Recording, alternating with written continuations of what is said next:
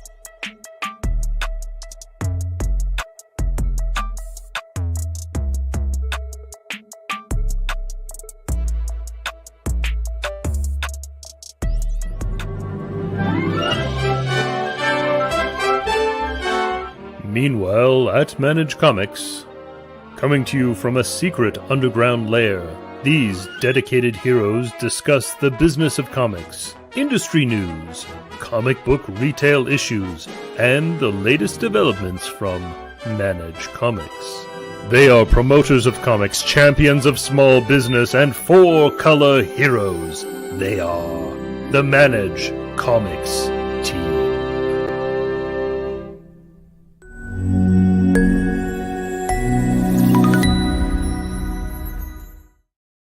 Hey everyone, it's Brian, and it is Meanwhile, at Manage Comics. I was going to say Manage Comics Thought Stream. Ooh, old show. I don't know why my camera keeps changing its focus. That's weird.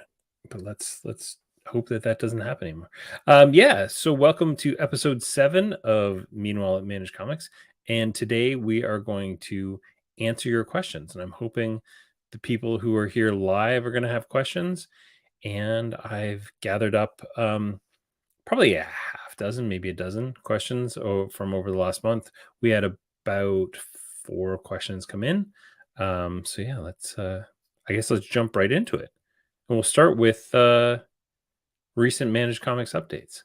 So we have recently been working on a bunch of little changes. So this is kind of the end of our quality of life releases that we've been working on for, I think basically since January. Over the next course of the week, we got a bunch of stuff to promote, and then we're going to hammer out some Geek Fetch stuff and get some data things kind of cleaned up. And then there's a couple of cool new projects down the road. The things that will be promoted tonight or tomorrow.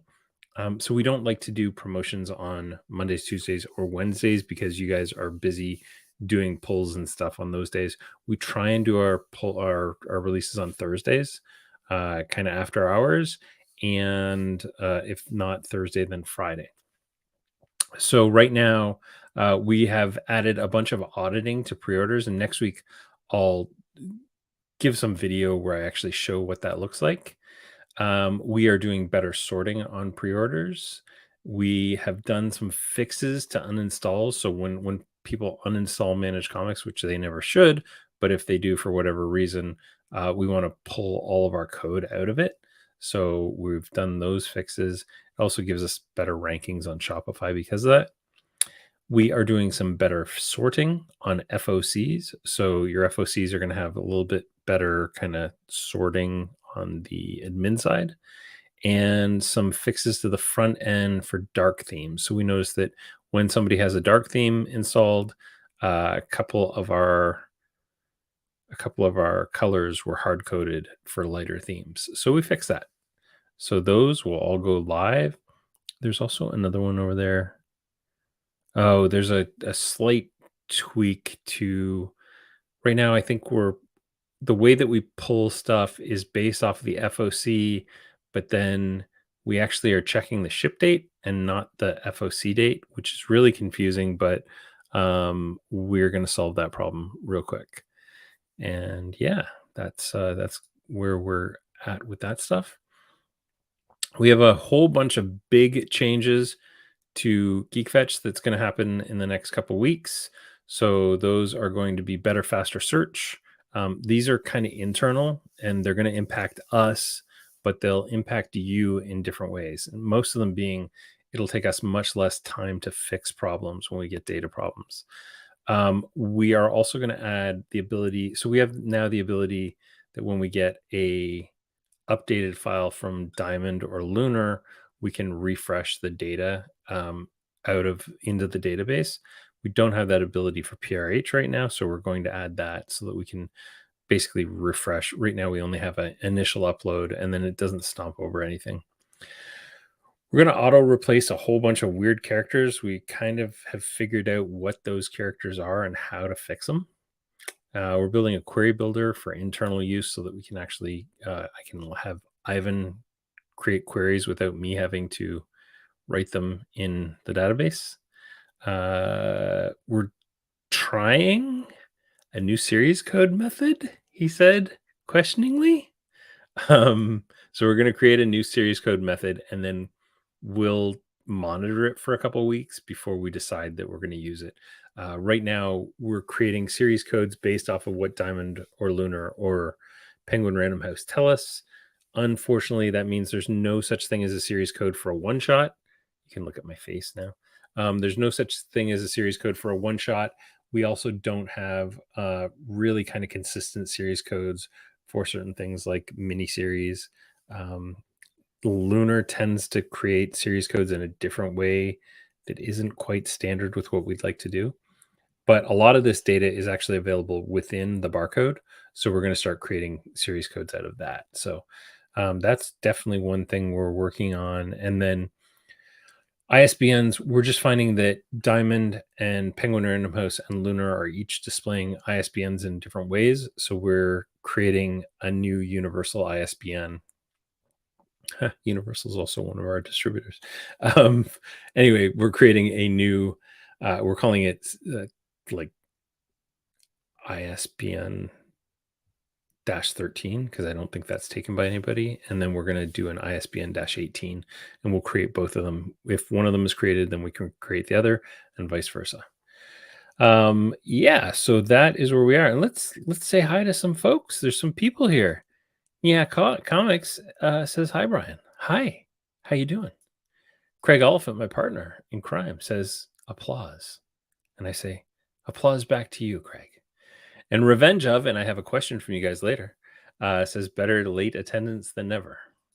Hey, any attendance is good. So, yeah, and Neighborhood Comics. How's it going? Is that Lee? I think it is. Lee, we're looking at your problem. I may have a suggestion for you later.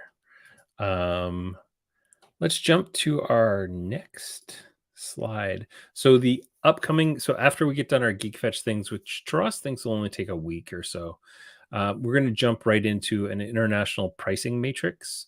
We've been talking about this for a while, and believe it or not, I think I cracked the code last week by accident. I was just kind of looking at something else, and I was like, oh, that would make a great pricing matrix. It's been really hard for us to kind of figure out how to do this and make it scalable enough that a store could go in and adjust things on their own, while not making it overwhelming. So we're going to seed it with prices that we currently have in the database, and then we'll let stores adjust it as they want to.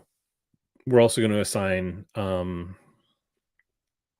like a default exchange rate, and I'll talk a little bit about this more later because we actually have this as a question.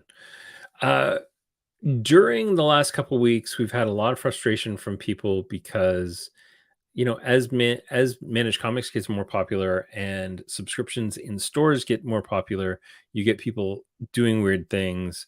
One of the things that's come up time and again is the need for a chooser. So if you're shorted, be it because somebody ordered something last minute and it didn't get accounted into for orders, or because 5 copies came in damaged, or because I don't know, allocations occurred, whatever it is. Right now, Managed Comics just kind of picks for you, and there's a method to it. It's all based on subscription start dates. But first of all, people never believe us when we tell them how our system works, which is great. And secondly, some people say, "Well, this happened anyway," and usually when we look into it, it's because that person had a previous subscription that for some reason overwrote. Anyway, it's complicated. Um, so we're gonna solve the problem by bringing in we'll bring in the items that are shorted, little listing of them. Action Comics 1052. Show you the 12 people you have subscribed to it. You only got 10 copies. We're going to pre-check the ones that we think we should be giving it to. But you may say this guy only comes in once a month and this guy comes in every week. So I want Bob to get it. He can wait until we get replenishments. And I've still got neighborhood comics up there. And Jane, who comes in every week, she can get it this week pulled for her. So we're going to do that. It doesn't sound like it's a terribly complicated thing to add. It'll just be an extra screen. We've got a simplified way of doing multi-store editions.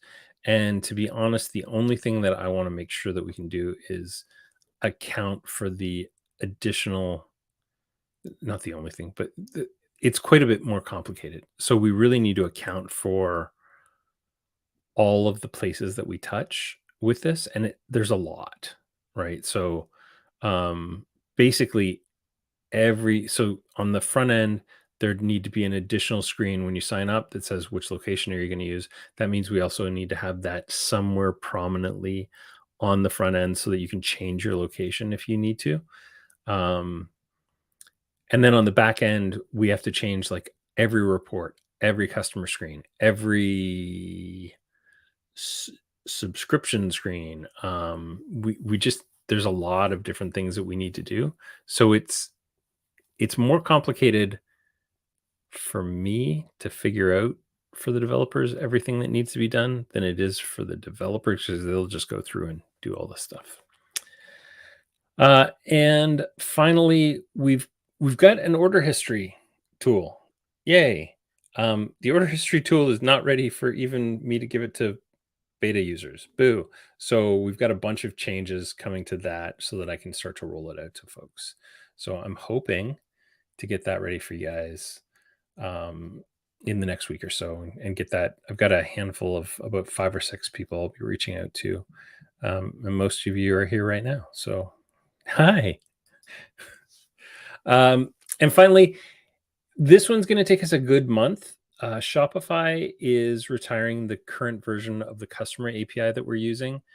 And for a while there, we thought we might just move away from Shopify for a lot of customer information.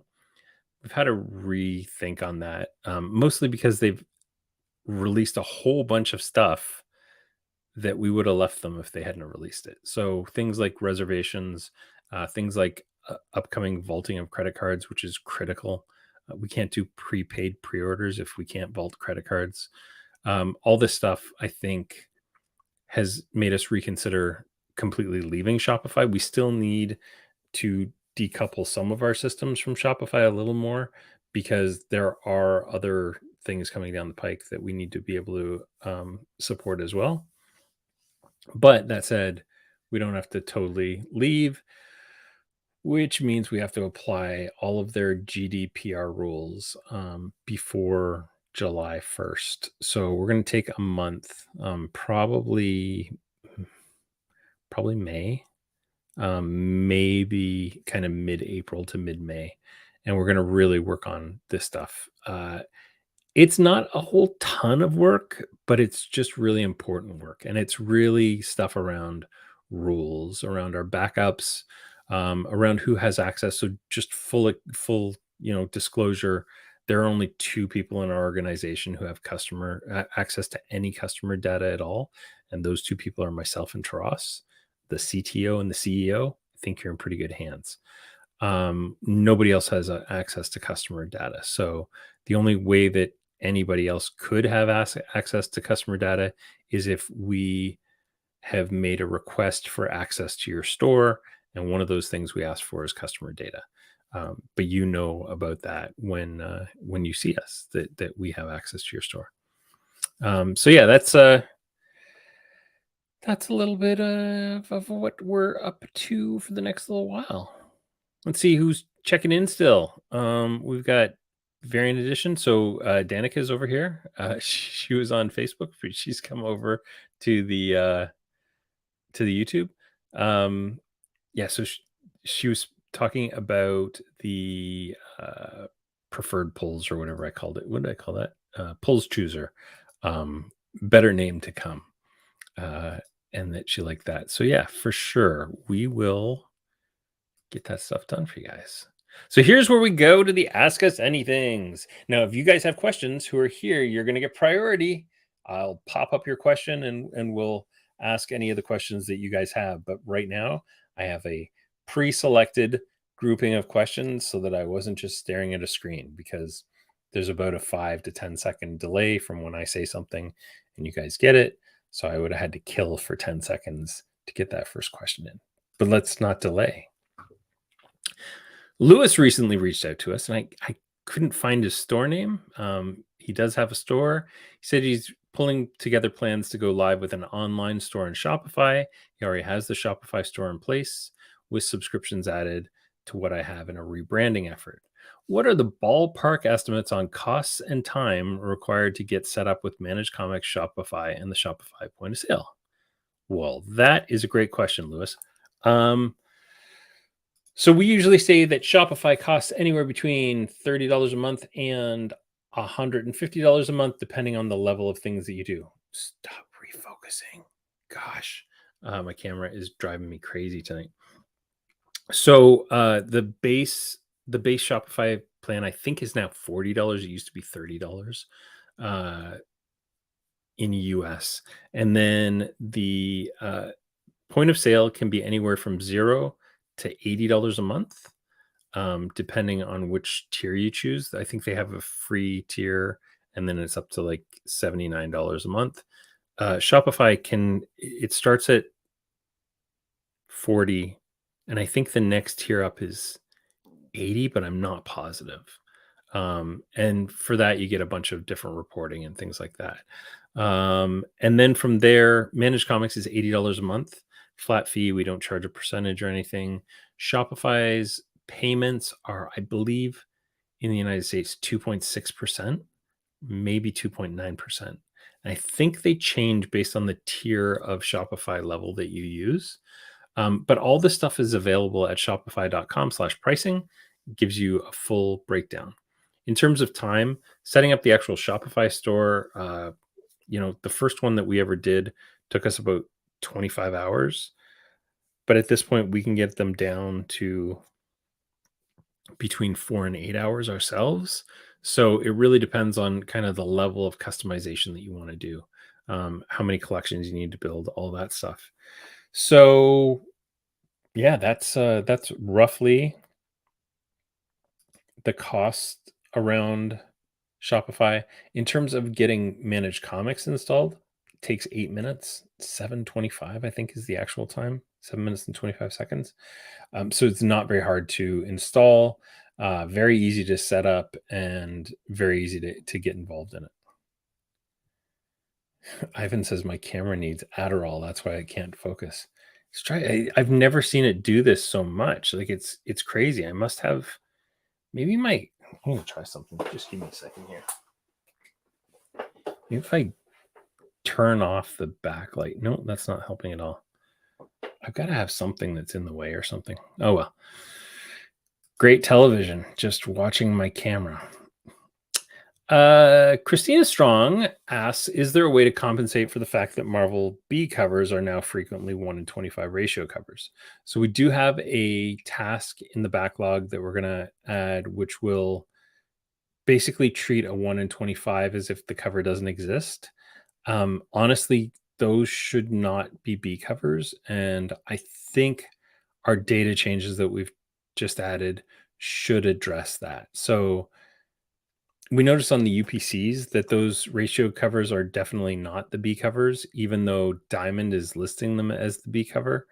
I think we're just going to fix the problem in data. So they should stop being B covers because I'm pretty sure Marvel's not doing that. We're also reaching out to Marvel to make sure that B covers never get ratioed.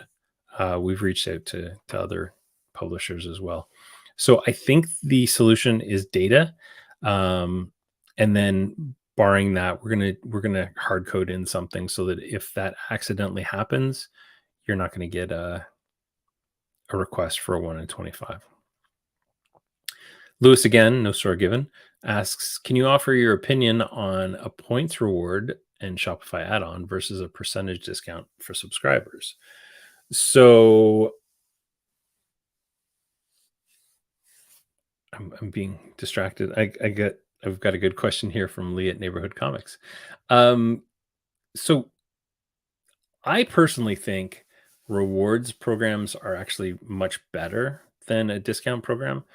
Discounting just gives money away. Rewards is a way to encourage loyalty and get people back at your shop. From a practical point of view, rewards can be used for more than just the subscriptions. So it encourages more purchases in store. And rewards can also be configured so that you can allow redemptions on different types of products. So the loyalty program I really liked was called Joy, and it had the ability to add a. It's funny. I found this one when I was doing research for how we could do a loyalty program for Managed Comics, and when I found this, I was like, "Oh my gosh, it's everything I want." We don't need to be able to build it because Joy exists. So with Joy, you can say you could create a rewards collection, and that collection would have a bunch of books in it. And let's say just just being completely crash and commercial here, let's say that there's a whole bunch of stuff that you can get from the distributors really cheap. So for example, Diamond or Penguin Random House is having a massive sale on Omnibuy right now. You could put that stuff in the rewards, still available as a sale price item, but it would also be one of the only things available in your rewards program. So you have like rewards that you can get, and those are only in a rewards collection, or you can just say you can shop from any collection. And rewards are, 1 point is for every $10 you spend, and 10 points gets you $10 off something. So it's theoretically a 10% discount, but it's really a discount on a product that you got at a reduced rate. So it's very different than a discount, which is actually coming off of your overall purchase price. I think rewards programs are just better financially for you. A 10% discount or 10% reward should only cost you 5%. And if you're offering them on things like back issues, which you may have a higher, a higher profit margin on, that could cost you 2%. So yeah, that's my take on it. And Joy is the one that I would look at. Once we get everything else on the planet done from Managed Comics, we'll build a Managed Comics version of a reward program. but don't look for that anytime soon. Nick from Forbidden Planet asks, what are you planning on doing for UK international pricing? And when can we expect to see it in place? Nick, good, good man, has been asking this for a while. So I'm going to show you. This is a, ooh, this is our pricing matrix. So we're doing an international pricing matrix where we'll have a base exchange rate, and then we'll have a series of US dollar prices on the left side and the exchange rates on the right side. And you'll be able to change those exchange rates however you want. Julian, if you're here, yes, this will be available for Canadian stores as well as UK stores. And you'll be able to add extra tiers in there. And we'll seed this with basically I have a list of like, I don't know, 50 or 60 prices. So kind of every comic price point and then graphic novel price points. And much like our discount tiers, if it's a so we have a tier here for $2.99 and a tier for $3.99. So if something was $3.50, it would have the $2.99 tier applied to it until it hit $3.99, and then it would be $3.99 tier until the $4.99 prices. So obviously, it's in your best interest to create as many tiers as you can to take advantage of stuff in the middle. Yeah, so that's what we're working on for pricing. I vetted it with a couple people and they say, yeah, it makes sense. This will also display on the front end for customers. And where this becomes really important is, not so much Canada and the UK as well. UK is important because they often advertise their prices at a certain point, but in New Zealand and Australia, we lost a few Australian stores because shipping has gone through the roof for them. So what they're doing is the price for comics is much cheaper because it gets mailed in some different way than the price for trades and hardcovers.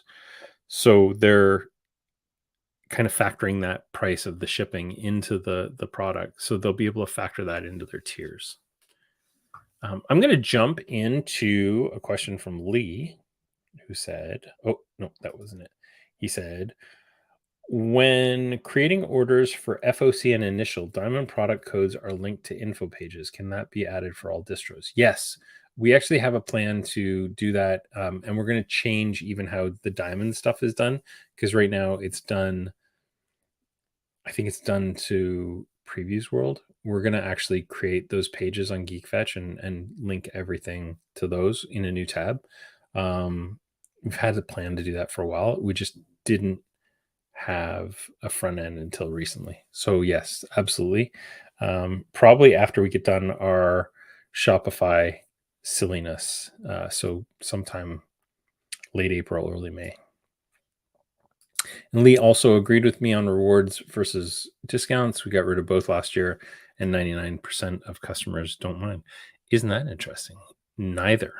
Cool.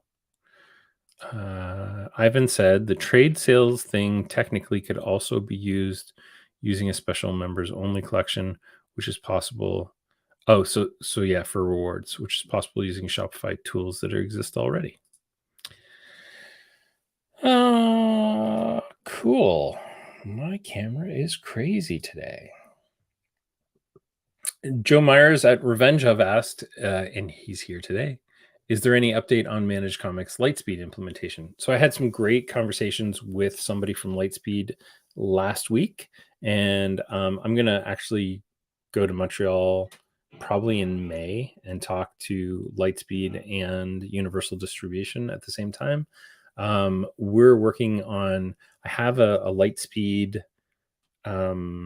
test account, and I have a Lightspeed partners account, and I'm now just looking for an implementation assistant to help me kind of map out what that looks like. So what we're talking about doing, and we've got a customer in New Zealand who's currently using Lightspeed. So what he's doing is he uses Managed Comics to check in, and then once the check-in happens, he is creating a CSV of the items that were checked in, and then he imports that CSV back into Lightspeed, and then magically, for some reason, everything gets synced up. So we want to take the magic out of that. And what we'll do is we'll actually create everything in Lightspeed and basically turn off the product creation in Shopify for a Lightspeed account. And then Lightspeed actually does the sync. So everything will work out. Um, I think that should be okay. And if I could also get Lightspeed creating the orders instead of Shopify in Lightspeed, yeah, that'd be cool. So we'll work on that. Like I said, once we get our Shopify, like this big, because if we don't get this Shopify thing done, we actually could get kicked out of Shopify. So it's really important. So once we get that done, then we're gonna move towards our Lightspeed stuff. So yeah, that's your answer, Joe. And he says that makes a lot of sense actually.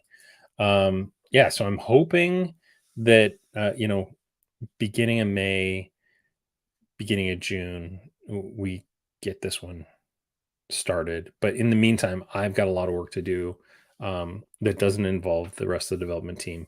Just kind of shoring up all those relationships with the Lightspeed team and also making sure that we've got clean API use and stuff like that. So, yeah, that's where we are with that. Josh from the boardroom said, sometimes people are able to pre-order ratio covers of DC stuff, even though we have ratios turned off. Yes, Josh, it is sadly true.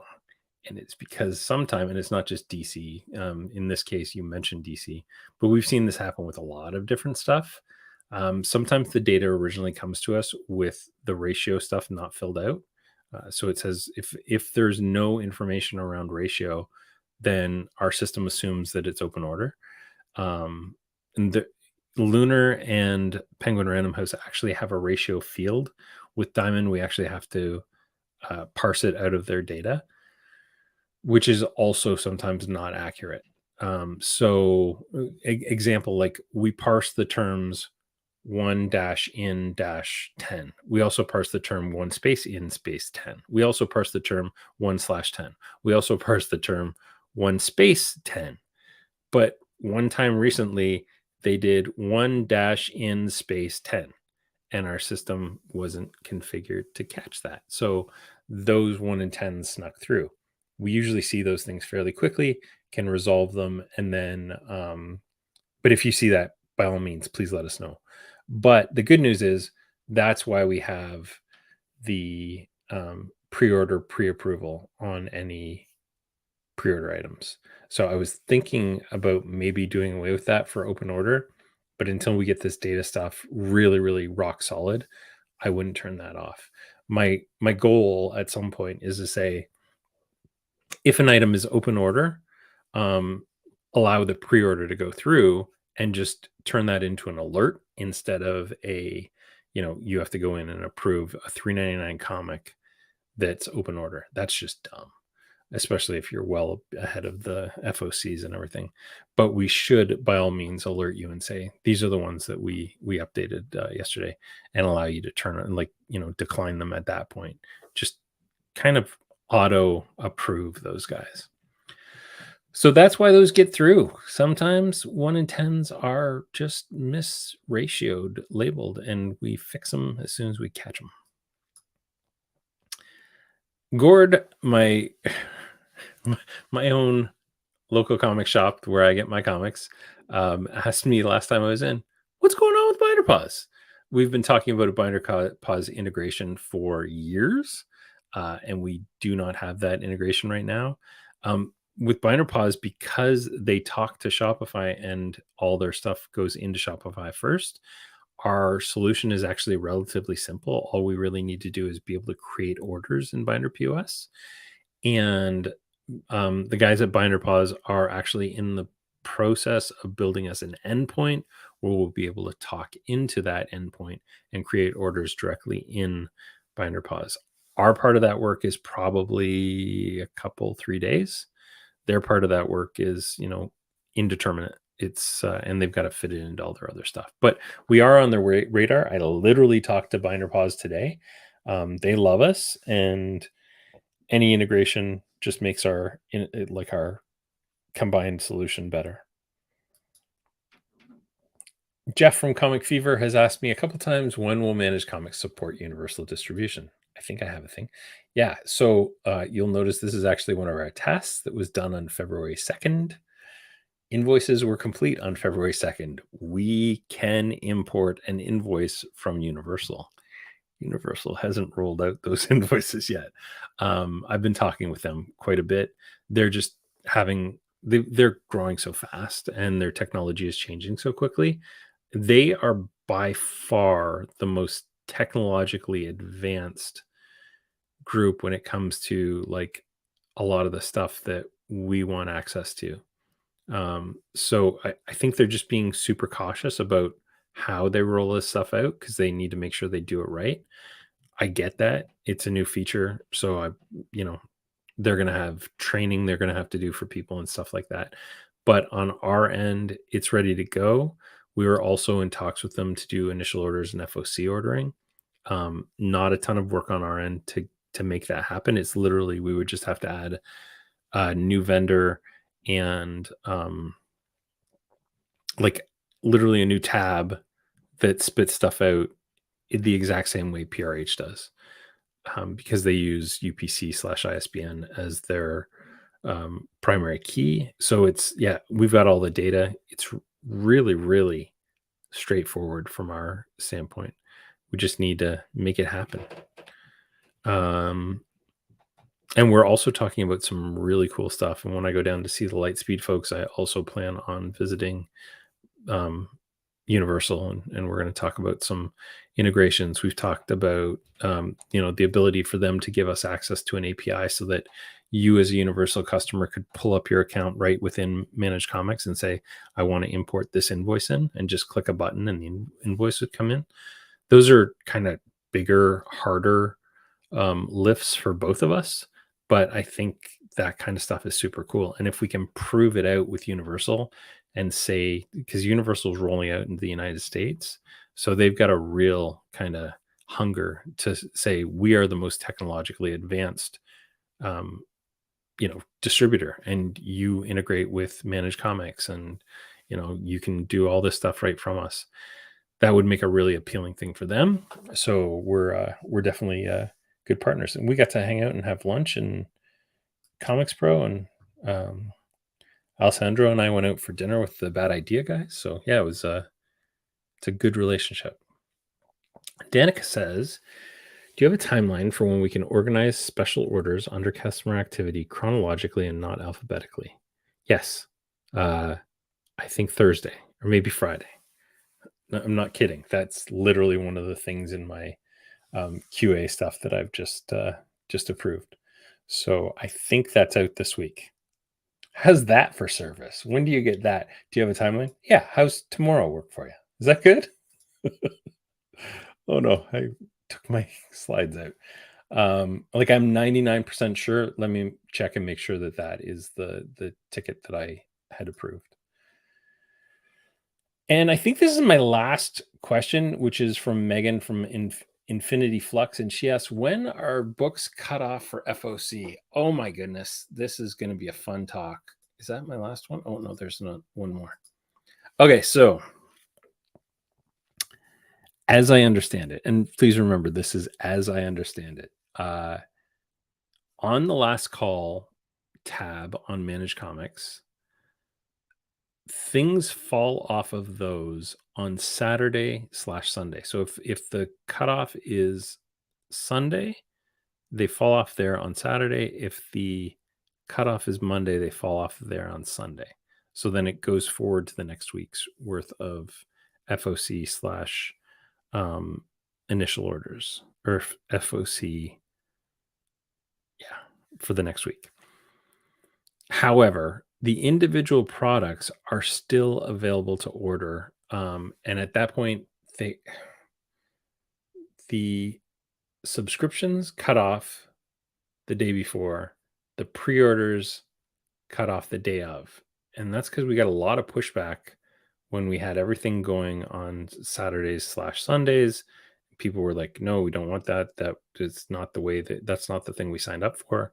So I also had pushback from other people who were like, give us the ability to toggle. And looking at the code for that, my brain just kind of did one of these, like, no. So we decided to, for now, just simplify it.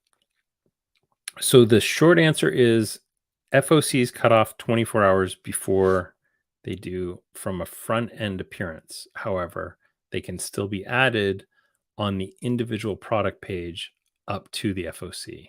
And I think everything closes at like 8 p.m. Eastern because our servers are in a different time zone, 3 hours ahead or 3 hours behind. Everything closes before midnight. I know that for sure. So that's yeah, that's when Megan asked this, it took me a week to answer it. And I was like, I'll be honest with you, I don't know the exact answer to this. And we have to go through lines and lines of code to figure it out for sure. Um, and dates are just a pain in the butt. So that's kind of what we've got right now is the last call page clicks over a day early so that people who are looking for stuff that way aren't going to find it on that list. And then the individual pages still allow for ordering up until a fairly late period of time. But again, you have the ability to close off any of those, deny any of those up until then. And this is for Classic. Sean from Lobo Comics and Games asked, when is the new catalog loaded on Managed Comics Classic? So I used to be really proud that we could load the new release comic the same week that like the week before it came out, the same way that we do on Managed Comics 2.0. Basically, 2.0, when the data comes in, we launch that catalog usually that weekend. So I think we get the data on Friday, and Saturday or Sunday we launch it.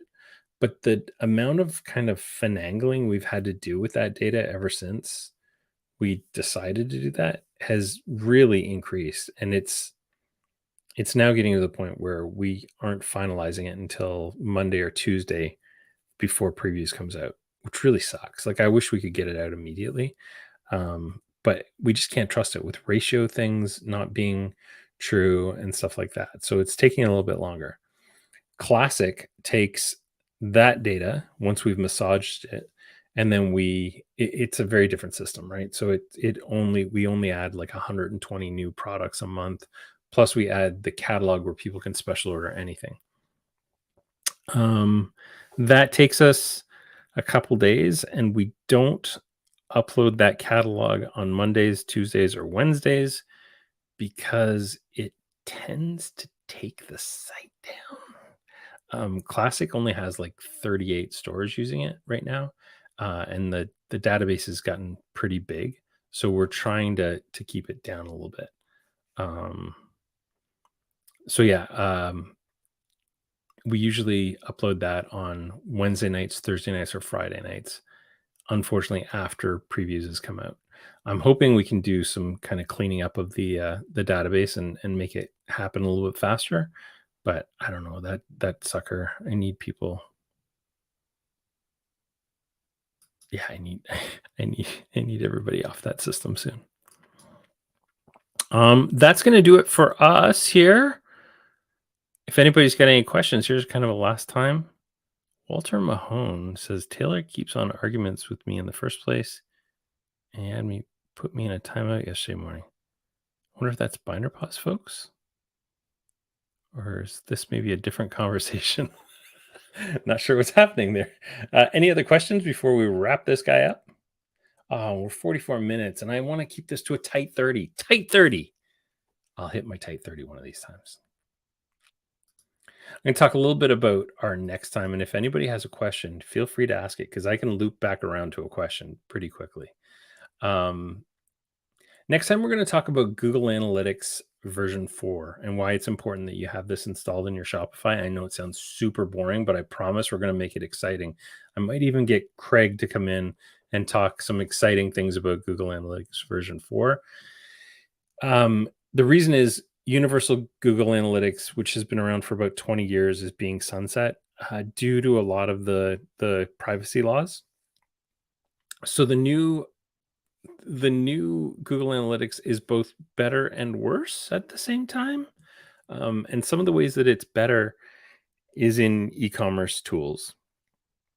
There's a lot better kind of pathing and seeing things from discovery all the way through to purchase. So there'll be some good stuff there for you. Um, it's relatively easy to install. You need to do it before July 2023 if you have the old Google Analytics. Also, the sooner you can do it, the better you'll be able to have kind of month to month comparisons of stuff because you're going to lose all your analytic comparisons fairly quickly. They're saying that the old data will still be available for 6 months afterwards, but you know, it would be good to have a couple months worth of version 4 data. So we're going to show you how to install it in Shopify, how to set up an account in Google for the V4, how to install it in Shopify, and we'll also help you figure out some important reports that you should be using with Google Analytics V4. So that is next time on Meanwhile at Managed Comics. I promise you we are going to keep it to a tight 30. And this one will be recorded, so you'll be able to check it out whenever you want. And of course, they always release at 4 p.m. Eastern Time, 1 p.m. Pacific on Thursdays. And this one will also come out at the same time on the Managed Comics, Meanwhile at Managed Comics podcast, which you can get at just go to info.managedcomics.com/meanwhile, and you'll find all the links to the video and the podcast there. You can also find anything at info.managedcomics.com/links, which is kind of our link tree page. And I think that's going to do it for this week. Don't have any other questions. Last minute, I'm going to give you one last chance to ask a question. If there was a timer, there'd be like a timer ticking, and it's ticking, and it's ticking. And Danica says, "Thanks, Brian. Have a great rest of your day." Thank you very much. By the way, it's Brian with an I. Brian with Y's are just Ryans that were misspelled. They just put a little bar at the bottom. All right, folks, that's going to do it for this week. Thank you so much for your time, and we will see you next week. In the meantime and in between time, keep managing those comics. Oh, I'm gonna have a tagline at some point.